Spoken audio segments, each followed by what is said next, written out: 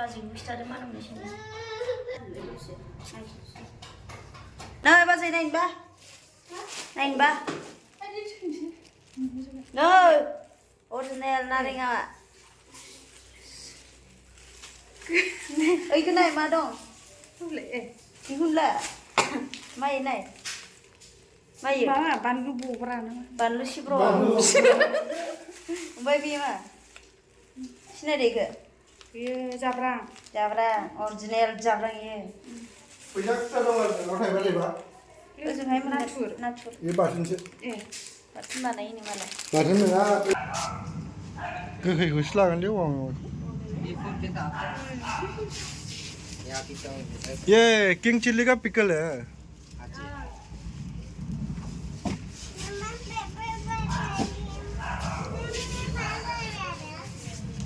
Bamboo pickle lah.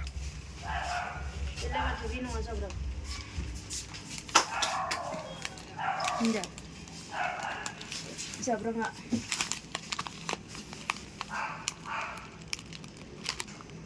Sini kan? Ini nama? भैया देख सकते हैं वो अंदर क्या है सर इसमें कम से कम 90 ग्राम होगा हेलो गाइस नै दायो मा होनो मोनसे दुकानाव सफैलायबाय आङो औवा मेवाइ मोनो नै नोंथांमोना नुदों इयाव औवा मेवाइ र' माने खोना साइडफोरा नै फ्रेश औवा मेवाइ मोनगोन आरोना बे दुकानावहाय बेनिफ्राय नैबे थाराय गोरलै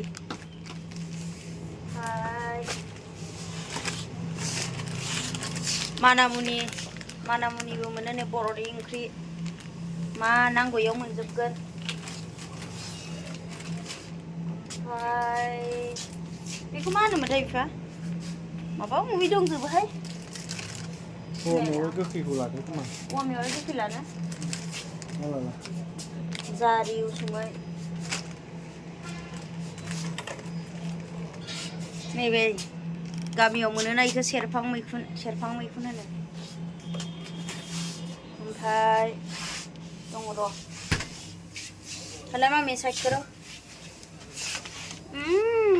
नायदो नै किं चिल्ली फानलु सिब्र' रे बियो लाबाय दा नोङो फानलु सिब्र'खौ बेफोरबा मा बुस्थु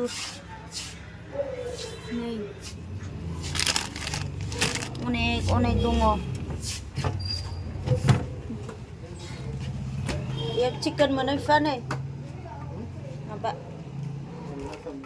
हा थोद स' लोगोफोर माबा मोनो नै मा होनो माइ जोसा माइरं ये 1 किलो है ना भैया इसमें 1 किलो 300 रुपीस माबाया जोसा माइरंआ दा जोसा ओमफ्राय नै माइब्रा ये हाफ किलो है क्या हाफ किलो ये हाफ किलो 125 क्रिसमास माबा बेयावहा फिथा जानो इयाव लांफैनो हागोन आरो ना जाय न'आव गामियाव थांनो हास्लाबा मसाला ज्यादा डालेगा ऑयल ज्यादा डालेगा तो हमारा प्रॉफिट ज्यादा आएगा हाँ इसमें मिर्ची ज्यादा किया इससे प्रॉब्लम है ना गोरानफोर मोनजोबो नै सीधी सी बात ऑयल भी ज्यादा डालेगा तो ना उसमें वेट ज्यादा होता है ना king chilli pickle soybean pickle बेनिफ्राय बाम्बु सुट औवा मेवाइ आसार वो मा होनो इखो फ्रेश चाहिए आपको फ्रेश वाला नहीं चाहिए वो थोड़ा सावर टाइप होता है ना थोड़ा सा खट्टा वाला ना वो सावर टाइप होता है ना वो वाला नहीं है सब मोनजोबो इयाव आलुआबो नै लकेल वो वाला पोर्क का आलु गोथाव जायोना फ्राय जानो बे आलुआ बरिया मोनो आरो बेयाव मा बुस्थु औवा मेवाया है बेखौ लाया फ्रेसखौनो ला दानबा फ्रेसखौ लाया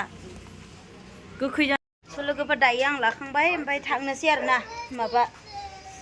जाब्रां नागिरफैदोंमोन आं मोनबाय फाइनालि फै मामि फै नोंलाय बोरैथो बेबि लायबावनो थांनांगौ बियो खेबथाम हरजागोन दा नों हौवा मानसि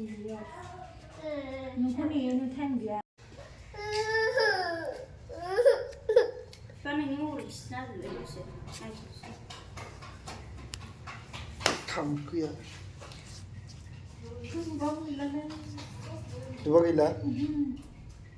मोनसेल'खामोन दा बेसेथो मोनसेयावलाय सेसे ना फ्राय गोसोम जाबाय माथो मस्लाया पुरा ओमफ्राय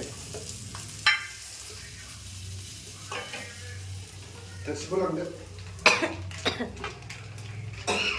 नै खोस्लिया लाखिदो बेखौ लांदो नाब्रा नैखौ सुग्रो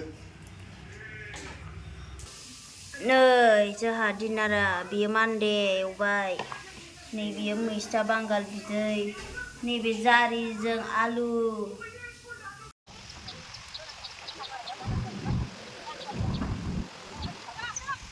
बिलाय जारि जारिनि थाखाय थुंजों होनानै जानो मोजां मोनो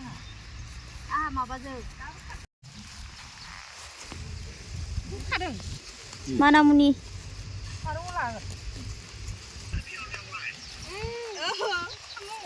नै मानामुनि खाबाय आङो